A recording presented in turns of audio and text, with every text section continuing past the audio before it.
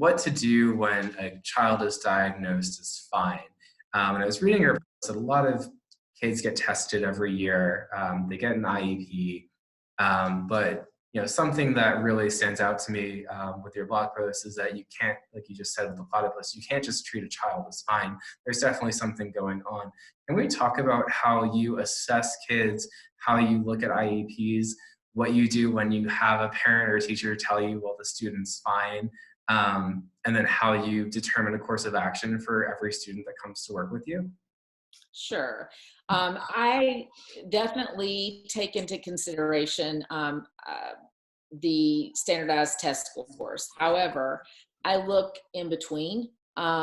So standardized tests nowadays will give you they're looking, a lot of times the school system's looking at just the bottom line. And when you look at the bottom line, you miss a lot. So for example, the child that's deemed fine typically has a lot of highs, but this low that in the cognitive skill profile is what really is holding them down and making them unable to reach their potential.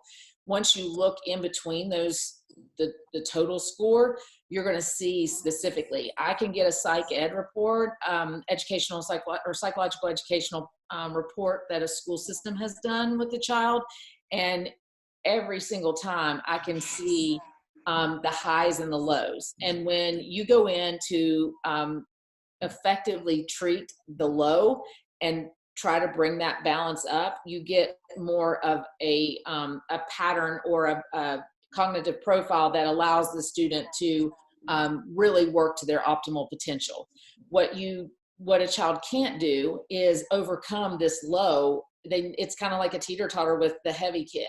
It's just not ever going to get to where it needs to be in balance if that low is never affected. And so part of what I do is I'll do my own testing if the child hasn't been, or the student hasn't been tested previously, but I can also interpret tests, which I do quite often.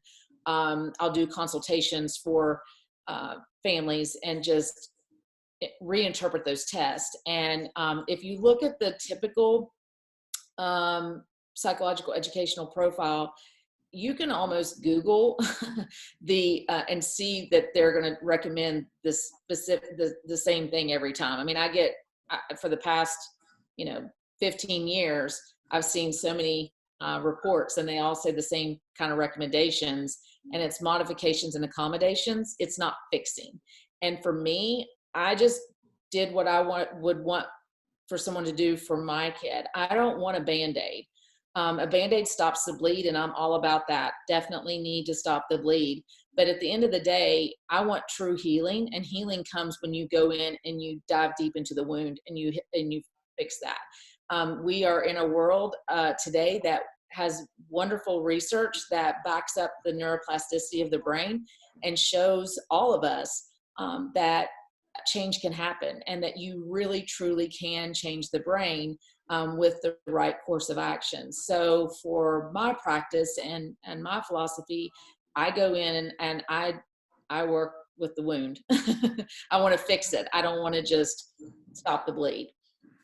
Yeah, and I think that's like a really key thing, is that you can provide all these modifications. I think a lot of people, it's very comfortable to tiptoe around what's going on versus actually targeting that. Kyra, thank you so much for your time today. If you are a parent or a teacher with a smart but struggling student, please contact Kyra at www.thecognitivemporium.com. You'll be able to book a 10-minute free consultation where Kyra can go over your students' needs and go over a course of action that might help you and your family and your classroom. Kyra, thank you so much for your time today. Thank you.